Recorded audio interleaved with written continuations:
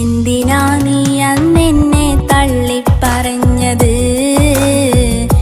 എന്തിനാ പൊന്നേ നീയും വിട്ടുപിരിഞ്ഞത്?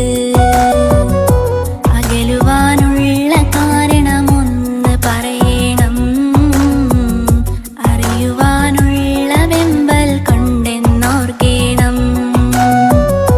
ഞാൻ ചെയ്ത തെറ്റെന്താ?